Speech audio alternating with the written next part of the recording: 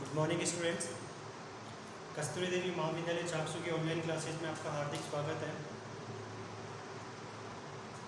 आज हमारा जो टॉपिक है वो बीएससी पार्ट थर्ड ईयर के स्टूडेंट्स के लिए सबसे इम्पोर्टेंट है। आज जो हम स्टडी कर रहे हैं यहाँ पे ये पेपर फर्स्ट है। पेपर फर्स्ट की अगर हम नाम की बात करते हैं तो वो है प्लांट मॉर्फोलॉजी एंड एनाटॉमी। और प्लांट मॉर्फोलॉजी और एनाटॉमी की फर्स्ट यूनिट के बारे में हम यहाँ पे बात कर रहे हैं। फर्स्ट यूनिट है introduction basic study about morphology and anatomy, उसी के बारे में हम यहाँ पे बात करेंगे आज। तो स्टूडेंट्स, सबसे पहले आपको पता होना जरूरी है कि मॉर्फोलॉजी क्या होती है और एनाटॉमी क्या होती है। तो मॉर्फोलॉजी का सीधा सा मतलब है बाहरी जो स्वरूप आपको दिखाई देता है, चाहे वो आप इस उदाहरण के तौर पे आप चाहे इंसान की बात कर सकते हैं, चाहे आप किसी भी प्रकार के जो भी चीज़ आपको दिखाई दे रही है, मतलब जो बाहर से आपको दिखाई दे रहा है उस बाहरी स्वरूप को हम क्या बोलेंगे, मॉर्फोलॉजी। हिंदी में इसको कहा जाता है आकारिकी। और सेकंड पॉइंट हमारा है एनाटॉमी।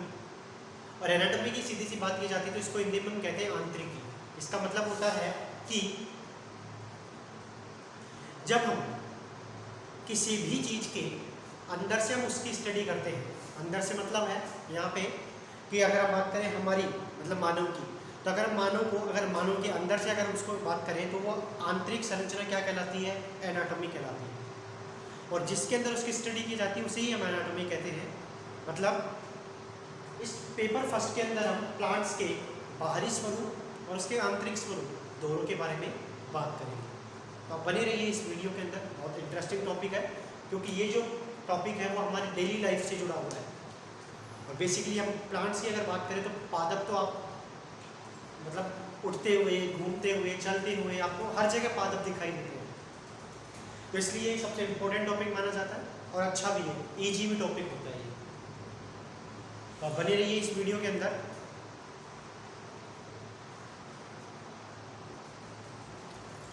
तो यहाँ पे सबसे पहले हम इस टॉपिक को आगे बढ़ाने से पहले थोड़ा सा बेसिक जो कि आप फर्स्ट ईयर सेकेंड ईयर में पढ़ के आए हैं या यूँ कहें कि 11th-12th में भी आपने पढ़ा होगा, उसके बारे में बात करते हैं। तो आपने सबसे पहले नाम सुना होगा शैवाल। तो अगर शैवाल की बात की जाती है तो शैवाल ऐसे जीव होते हैं जिनमें ना तो ऊतक मिलते हैं, ना बीज मिलते हैं, ना फूल और फल, मतलब ऐसी कोई संरचना आपको उसमें देखने को नहीं मिलती। शैवाल क्या होते हैं तो आपको मैं एक बार रिकॉल करवा देता हूँ। आपने मान सकते हैं कि भूल भी गए हो आप। तो आपने अभी जैसे बरसात के मौसम में आपने देखा होगा जो पानी के अंदर जो ग्रीन कलर की जो लेयर से आपको दिखाई देती है उस लेयर को हम क्या बोलते हैं, शैवाल कहते हैं।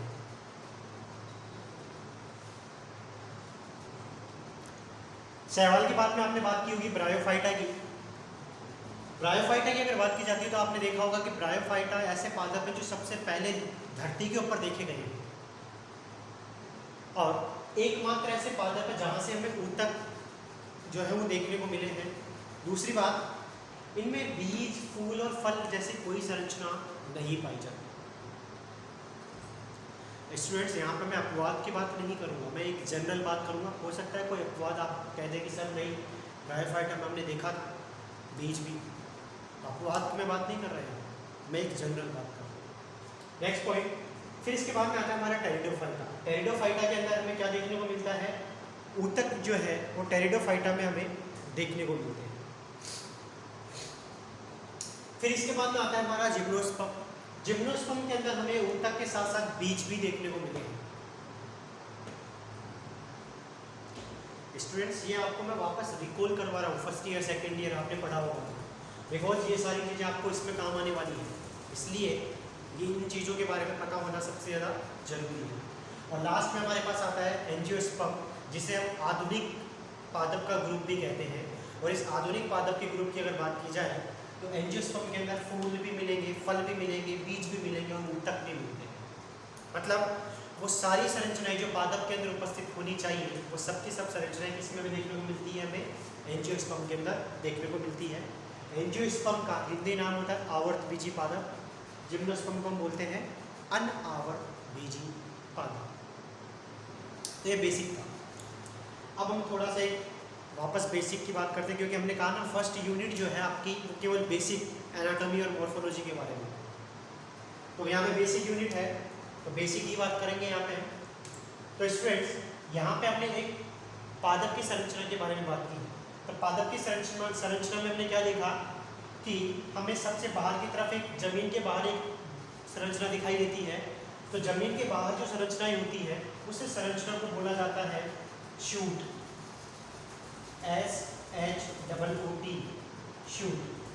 ये ध्यान रखना, क्या बोला जाएगा उसे? शूट, जो कि जमीन के बाहर आपको दिखाई देता है। इस शूट के अंदर हमें क्या क्या देखने को मिलते हैं? तो इस शूट के अंदर हमें एक संरचना देखने को मिलती है, इसका नाम होता है लीफ, पत्ती। एक जो आपको एक ब्लैक कलर की लाइन दिख रही है, ये संरचना कहलाती है यहाँ पे स्टेम, तना। और दूसरी आपको यहाँ पे ब्लैक कलर की छोटी छोटी लाइनें आपको दिखाई दे रही होंगी, इनको बोला जाता है नोड्स। और दो ब्लैक कलर के बीच का जो गैप होता है इसे किसके नाम से जानते हैं? इंटरनोड।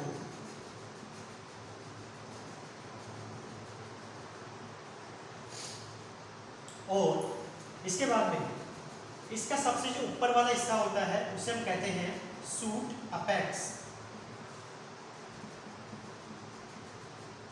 शूट अपेक्स किसके नाम से जाना जाता है? इसे शूट अपेक्स के नाम से जाना जाता है।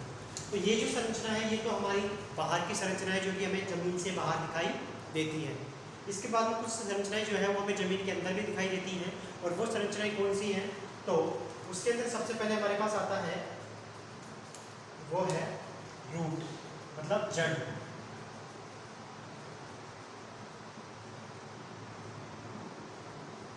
स्टेम को आपको पता ही है, तना कहते हैं।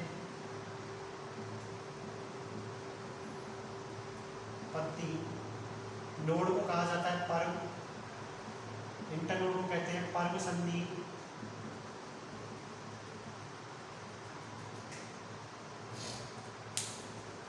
और इसके बाद में इसका जो सबसे आगे वाला जो हिस्सा होता है इसे क्या कहते हैं हम? Root apex. किसके नाम से जाना जाता है इसे? Root apex. क्लियर बात? यहाँ पे शूट को हिंदी में कहते हैं प्रारोह है, और शूट अपेक्स को क्या बोलेंगे हम? प्रारोह शीर्ष।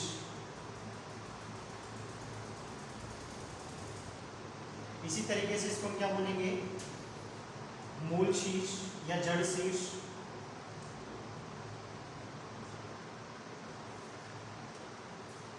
अब कई स्टूडेंट जो है वो सोच रहे होंगे कि ये तो हमें सब पता होता है, आप क्यों बता रहे हैं? वो इसलिए बता रहा हूँ क्योंकि हमारा जो पेपर है वो मॉर्फोलॉजी और एनाटॉमी के बारे में है, तो इसलिए हमें जो बेसिक चीज़ें हैं वो पता होना जरूरी है।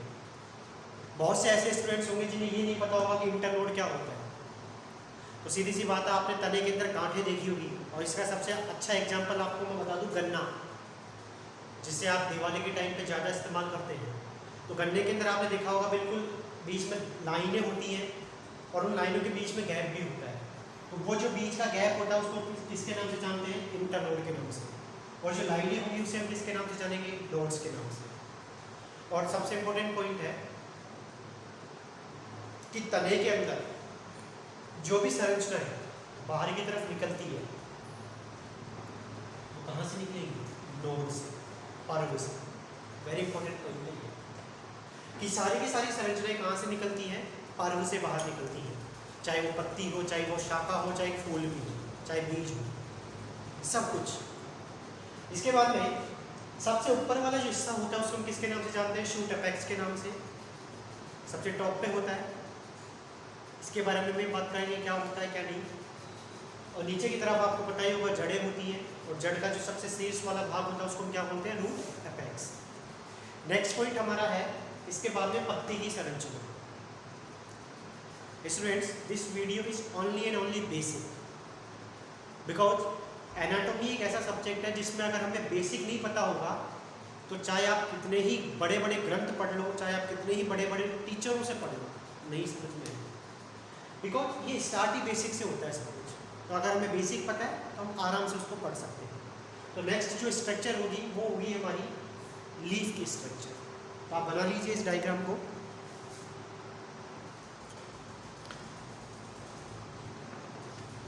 नेक्स्ट जो स्ट्रक्चर है वो नेक्स्ट स्ट्रक्चर हमारी है लीफ की संरचना। और लीफ की संरचना की अगर बात की जाती है तो लीफ की संरचना के लिए आपको पहले सबसे पहले डायग्राम के बारे में पता होना जरूरी है, बिकॉज आपको पता होगा कि बायोलॉजी जो है वो बेसिकली डायग्राम्स के ऊपर ही डिपेंड करती है। तो अगर आपको डायग्राम नहीं पता तो आप एक बार मैं साथ के साथ बना रहा हूँ, आप कोशिश कीजिए, आसानी से आपको ये डायग्राम जो है वो समझ में आएगा। तो सबसे पहले हम यहाँ पे बात करते हैं लीफ की सामान्य संरचना, मतलब पत्ती की सामान्य संरचना, लीफ स्ट्रक्चर। ठीक है, पत्ती की सामान्य संरचना की अगर बात की जाती है तो नॉर्मली पत्तियां जो है वो ग्रीन कलर की होती हैं, इसलिए मैं ग्रीन कलर से ही ड्रॉ कर रहा हूँ उसे।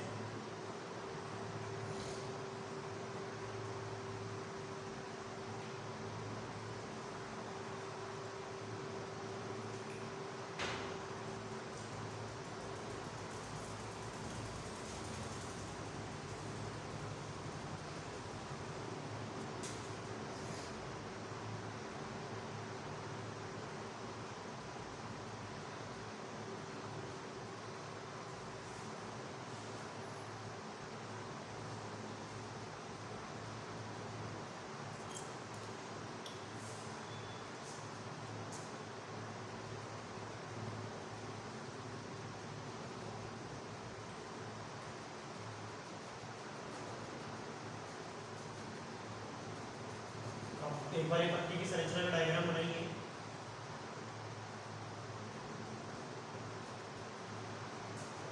डायग्राम को आप साथ के साथ ड्रॉ करते रहें।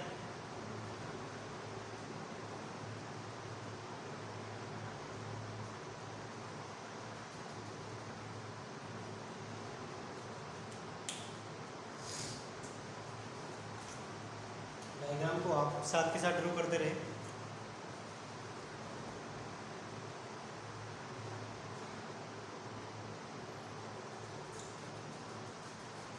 ड्रॉ कर लीजिए इसको एक बार आप।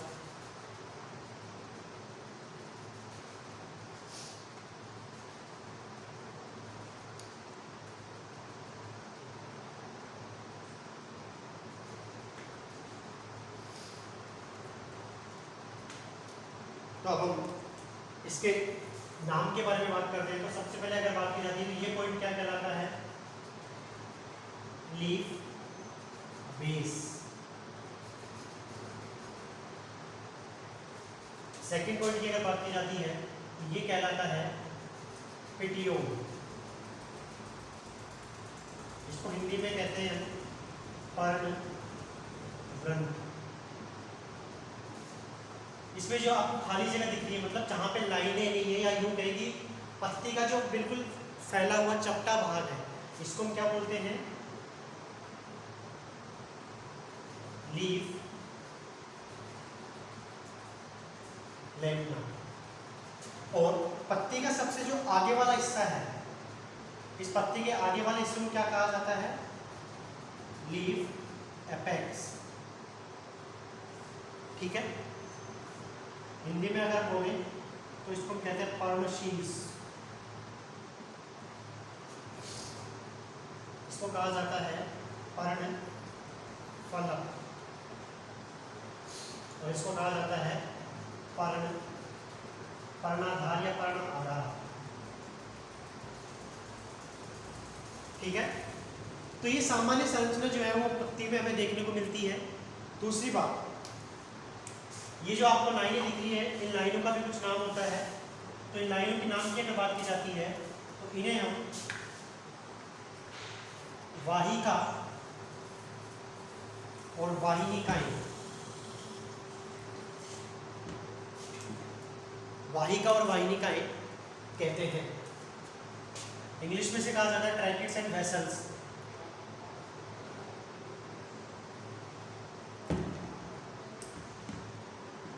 Vessels and tracheids.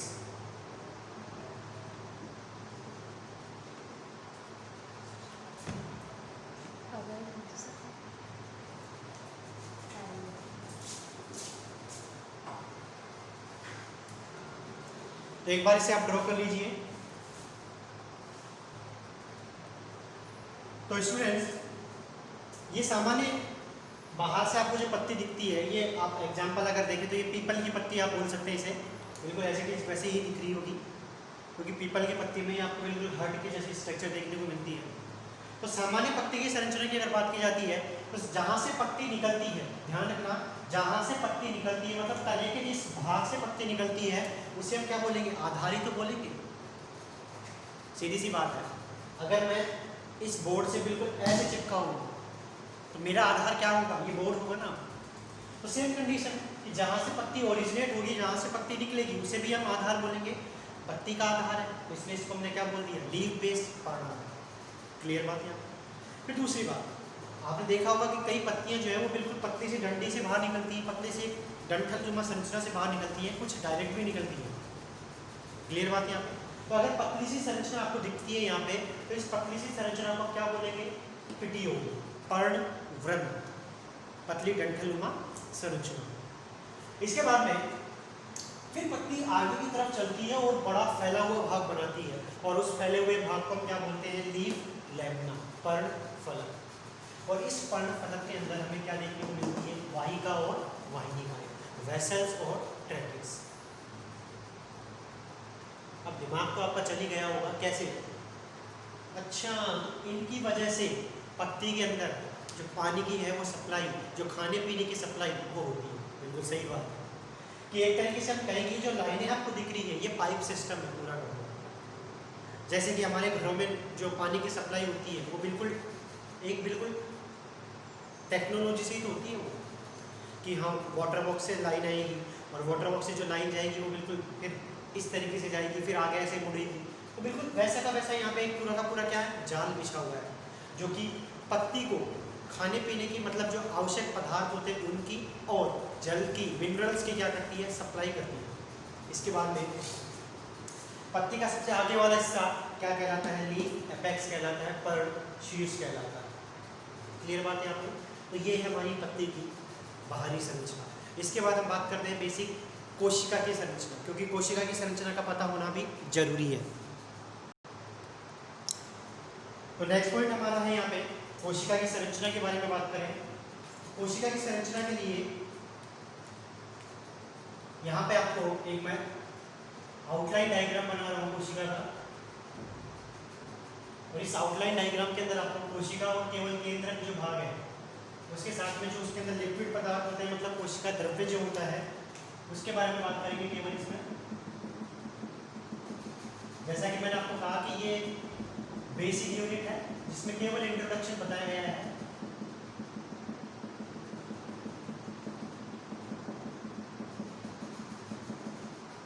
ठीक है, तो सबसे पहले अगर बात की जाती है प्लांट सेल्स की, अगर हम बात करें तो प्लांट सेल के अंदर सबसे बाहर हमें क्या देखने को मिलेगी, सेल वॉल।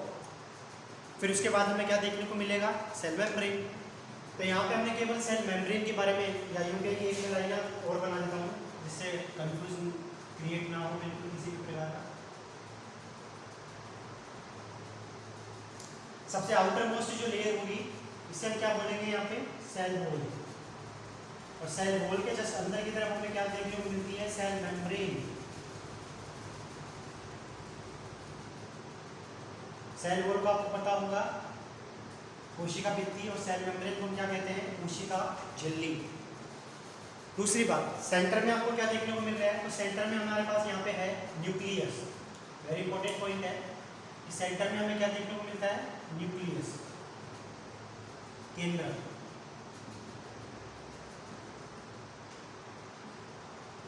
केंद्रक की अगर बात की जाती है तो केंद्रक जो है वो पूरे की पूरे इस जो ये आपको जो लाल लाल जो डॉट्स दिखाई दे रहे हैं ये होते हैं इसमें साइटोप्लाज्म। साइटोप्लाज्म का मतलब होता है कोशिका द्रव्य। क्लियर बात यहाँ पे, साइटोप्लाज्म का मतलब क्या होता है, कोशिका द्रव्य। और जैसा कि आपको पता होगा अगर आपने फर्स्ट ईयर में पढ़ा हो कि कोशिका द्रव्य जो है ऐसा स्थान होता है जहां सभी प्रकार की जैविक क्रियाएं संपन्न होती हैं, जैविक क्रियाएं संपन्न होती हैं। ठीक है, यानी कि कोशिका द्रव्य एकमात्र ऐसा स्थान है जहाँ पे सभी प्रकार की जैविक क्रियाएं संपन्न होती हैं।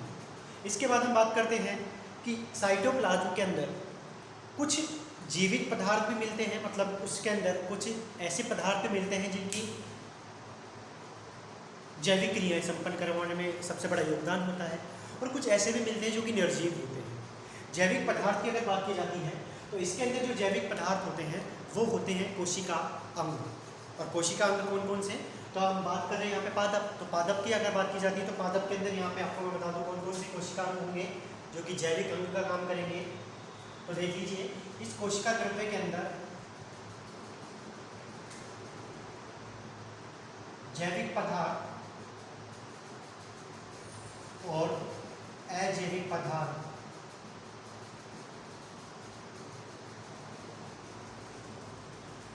जैविक पदार्थ की अगर बात की जाती है तो जैविक पदार्थ के अंदर इसमें देखने को मिलता है हमें हरित लवण, माइटोकॉन्ड्रिया,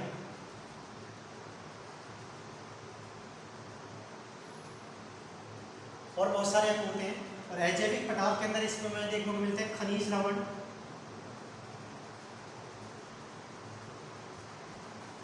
तो इस प्रकार एक कोशिका द्रव्य के अंदर हमें जैविक पदार्थ भी देखने को मिलते हैं और एक कोशिका द्रव्य के अंदर हमें अजैविक पदार्थ जो है वो भी देखने को मिलते हैं। इसके बाद हम बात करें कि ये जैविक पदार्थ क्या काम करेंगे, तो जैविक पदार्थ और अजैविक पदार्थ आपस में एक दूसरे से क्रियाएं करते हैं। और कौन सी क्रिया करके क्या बनाएंगे, तो ये क्रिया करके पादप के लिए जो भी आवश्यक हमारे भोज्य पदार्थ होते हैं, जो भी हमारा ग्लूकोज होता है पादप के लिए, उसका ये फॉर्मेशन करते हैं। और जो भी हमारे उत्सर्जित पदार्थ होते हैं उनको भी ये बाहर निकालने में हेल्प करते हैं। तो इस प्रकार एक कोशिका की संरचना का पता होना हमें सबसे ज़्यादा जरूरी है। अब इसी कोशिका की संरचना को हम एक पादप के अंदर पढ़ेंगे। तो आप एक बार इस डायग्राम को बना लीजिए।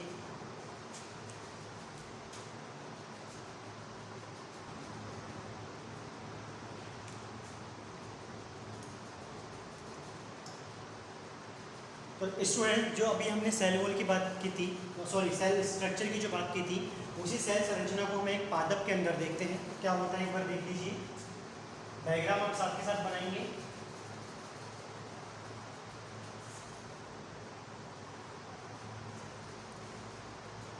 सबसे पहले हम इसको स्टार्ट करते हैं सेंटर पॉइंट से।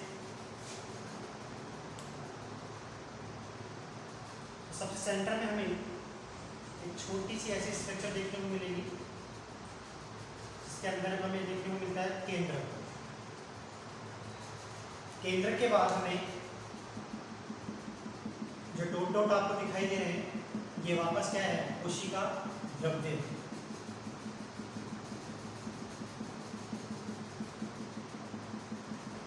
क्या कहलाता है ये, कोशिका द्रव्य। अब कोशिका द्रव्य की अगर बात की जाती है तो इसके सबसे बाहर हमें क्या देखने को मिलेगा, तो इसके सबसे बाहर हमें देखने को मिलता है क्या नाम से, सेल वॉल।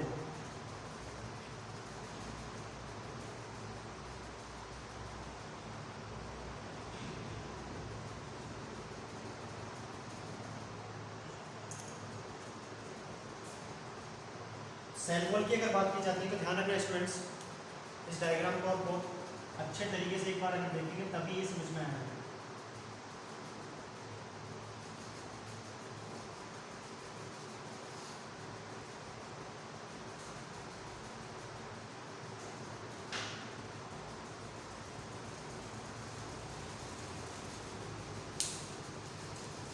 और इसके अंदर एक और सिंगल लेयर जो है आपको देखने को मिलती है,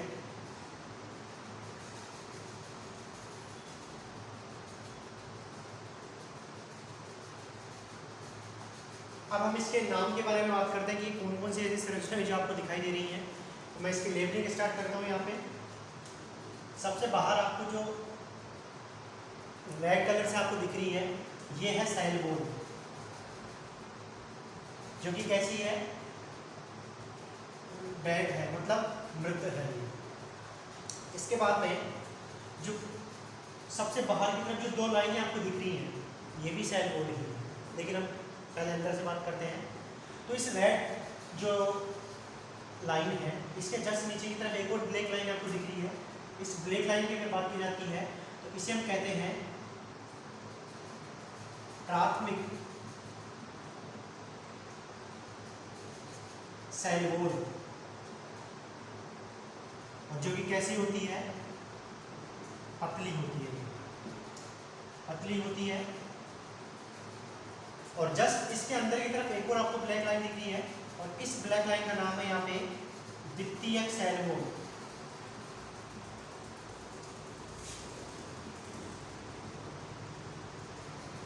ये थोड़ी क्या होती है, थिक होती है।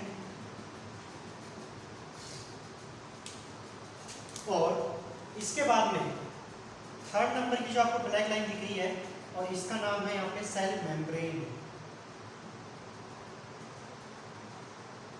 ठीक है। इसके बाद में जो ये बड़ी बड़ी आपको ब्लैक लाइन दिख रही है, ये भी सेल वॉल ही है, लेकिन कौन सी सेल वॉल है ये, तृतीयक सेल वॉल।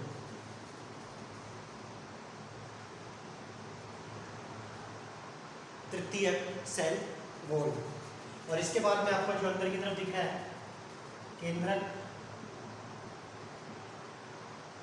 और फिर अंदर की तरफ आपको क्या देखने को मिलेगा, कोशिका द्रव्य। तो यहाँ से आपको इतना सा तो पता चल ही गया होगा कि एक पादप के अंदर जब आप तने को देखते हैं तो तने के अंदर सबसे बाहर की तरफ आपको जो लेयर मिलती है वो सेल वॉल होता है वो, लेकिन कौन सी सेल वॉल होती है, वो तृतीयक सेल वॉल होती है। ये इंपॉर्टेंट पॉइंट है। तृतीयक सेल वॉल के जस्ट नीचे जो मिलती है वो हमें मिलती है एक मृत परत, मरी हुई लेयर, और उस मरी हुई लेयर का नाम भी क्या है, सेल वॉल ही। लेकिन ये सबसे पहले बनती है, और इस सेल वॉल के जस्ट नीचे की तरफ नई सेल वॉल बनने का काम है वो स्टार्ट हो जाता है, जिसके नाम देते हैं हम यहाँ पे प्राथमिक कोशिका भित्ति। और ये प्राथमिक कोशिका भित्ति क्या होती है, पतली होती है। अब कई स्टूडेंट जो है वो इसमें कंफ्यूज हो जाते हैं। क्यों हो जाते हैं, मैं आपको सीधा सा बता दूँ। बिकॉज अगर आप किसी भी तने की छाल को अगर क्या करते हैं, हाथ से भी हटाएंगे, तो जो लेयर आपको दिखती है, चाहे वो इतनी सी हो, बिल्कुल पतली सी, उस लेयर के अंदर बहुत सारी सेल वॉल जो है वो इंक्लूड होती है। मतलब अगर हम ये कहें कि सर हमें तो केवल इतनी सी पतली सी लेयर मिली है, और आप ये जो बता रहे हो तो हमें कहीं देखने को ही नहीं मिली, तो जो आपको पतली सी लेयर मिलती है, उस पतली सी लेयर के अंदर ये मान के चले आपकी पूरी की पूरी कोशिका निकल जाती है। इसका मतलब अगर आपको इनका अध्ययन करना, मतलब इनको देखना है, तो आप या तो इनको माइक्रोस्कोप में देख सकते हैं, या आप इनको अच्छी तरीके से इलेक्ट्रॉन माइक्रोस्कोप में देख सकते हैं। मतलब हम हमारी खुली आंखों से इन संरचनाओं को नहीं देख सकते। क्लियर बात यहाँ पे। इस प्राथमिक सेल वॉल के जस्ट नीचे हमें क्या मिलता है, द्वितीयक सेल वॉल, और द्वितीयक सेल वॉल के जस्ट नीचे हमें क्या मिलती है, सेल मेम्ब्रेन, कोशिका झिल्ली, कोशिका झिल्ली के बाद में केंद्रक, और केंद्रक के बाद में कोशिका द्रव्य। और इस कोशिका द्रव्य में क्या होते हैं, बहुत सारे कोशिकांग जो है वो पाए जाते हैं। क्वेश्चन जो है आपसे पूछा जाता है वो क्या, कि प्राथमिक कोशिका भित्ति कैसी होती है, तो ये पतली होती है, जबकि द्वितीय कोशिका भित्ति कैसी होती है, मोटी। जी आपको याद रखना है। क्लियर बात यहाँ पे। तो एक बार बना लीजिए आप इस डायग्राम को। अब इसके बाद हम बात करते हैं जो कि सबसे इम्पोर्टेंट है, कि जो कोशिकाएं होती हैं, ध्यान रखना स्टूडेंट, एक सिंगल जो कोशिका होती है, इसे मैंने अब नाम दिया है कोशिका। ये कोशिका क्या करती है, आगे की तरफ क्या करेगी, यहाँ पे अब ये डिवीजन करती है, और डिवीजन करके ये क्या बना लेती है, बहुत सारी कोशिकाओं का यहाँ पे फॉर्मेशन हो जाता है। और इस तरीके से हमें क्या देखने को मिल जाता है, कोशिका समूह। और इस कोशिका समूह को क्या कहा जाता है, ऊतक। क्लियर बात यहाँ पे। अब इसके बाद में ये कोशिका समूह या ऊतक जो है वो, ध्यान रखना स्टूडेंट्स, वेरी इंपॉर्टेंट पॉइंट है, कि ये कोशिका समूह जो ऊतक होते हैं, यहाँ से कुछ कोशिकाएं जो हैं वो रेस्ट कर देती हैं, और कुछ कोशिकाएं जो है वो लगातार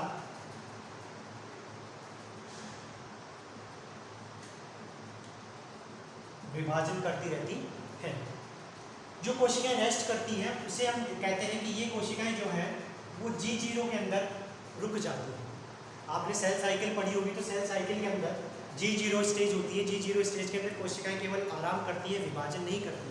तो कुछ कोशिकाएं जो है वो विभाजन नहीं करती, तो G0 के अंदर ये रुक जाती है। और इसको हम कह सकते हैं कि ये कैसी कोशिकाएं होती हैं, अपरिपक्व कोशिकाएं। कैसी कोशिकाएं होंगी ये, अपरिपक्व, बिकॉज अभी तक विचारियों में कोई डिवीजन नहीं है, अभी तक आराम कर रही है।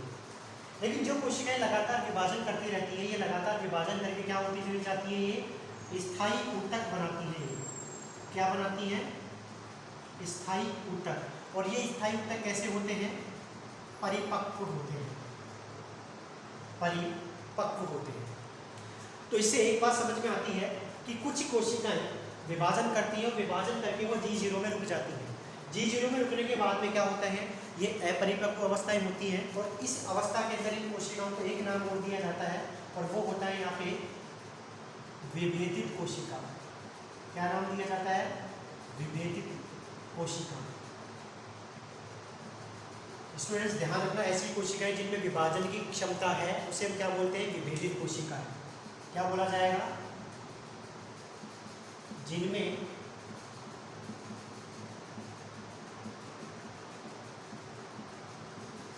विभाजन की क्षमता उपस्थित है। क्लियर बात यहाँ पे। अब ये विभेदित कोशिकाएं जब इनके अंदर ये विभाजन क्षमता, मतलब ये जब G0 अवस्था से बाहर की तरफ चलती हैं और बाहर की तरफ जब ये एंटर करती हैं आगे, मतलब किसके अंदर एंटर करेंगी है, तो ये एंटर करती हैं आगे की तरफ G1 अवस्था के अंदर। फिर इसके बाद में आएगी S अवस्था, फिर उसके बाद में आती है G2, और फिर उसके बाद में आती है M अवस्था। और इस तरीके से ये क्या बनाती है, वापस ऊतक का फॉर्मेशन करती है। किसका फॉर्मेशन करती है, ये ऊतक का। तो इस तरीके से किसी पादप के अंदर एक कोशिका से, मतलब एक सिंगल कोशिका से क्या बनता है, ऊतक, और ऊतक से मिलकर क्या बनते हैं, आगे चलकर ऊतक अंग बनते हैं। और अब क्या बन जाएंगे यहाँ से